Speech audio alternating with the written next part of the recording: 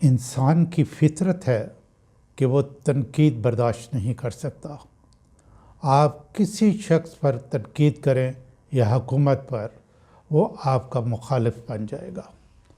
Social media کا plate form دیکھ لیں، خبروں کا چینل دیکھ لیں، سوشل ایکٹیویٹیز کا چینل دیکھ لیں، یا مذہب کے بارے میں علماء کرام کے چینلز کو دیکھ لیں۔ کوئی دوسرے کی رائے سے اختلاف کرے یا نام لے کر تنقید کرے، دوسری طرف سے اس سے زیادہ سخت اور تلخ جواب ضرور آئے گا۔ تنقید کرنے کے لیے تجزیہ ضروری ہے، یعنی انالیسس۔ کریٹیکل انالیسس میں کمزوریاں، خامیاں اور اچھائیاں دونوں موجود ہوتی ہیں، لیکن ہمارے ہاں اکثر اچھائیوں کو نظر انداز کر دیا جاتا ہے۔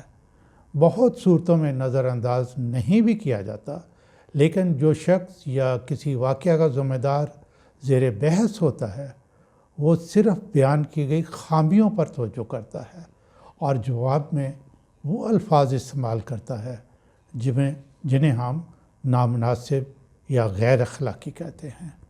حالانکہ تنقید کرنے والے کا شکریہ ادا کرنا چاہیے کہ اس نے کمزوریوں اور خامیوں کی نشاندہی کی، آپ کو موقع فراہم کیا کہ آپ اس کو بہتر کر لیں۔ آپ بھی اپنے آپ کو امپروو کر سکتے ہیں۔ فقط تعریفیں کرنے والا شخص آپ کی ترقی یا ڈیولپمنٹ میں ایک بلاک ہے، بہت بڑی رکاوٹ ہے۔ اس نے آپ کو وہیں ٹھہرا دیا جہاں آپ ہیں۔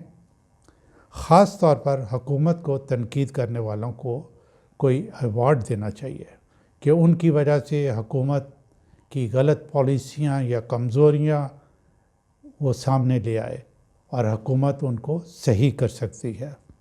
لیکن یہاں تو تنقید کرنے والے کی شترول ہوتی ہے۔ سوچیں ذرا۔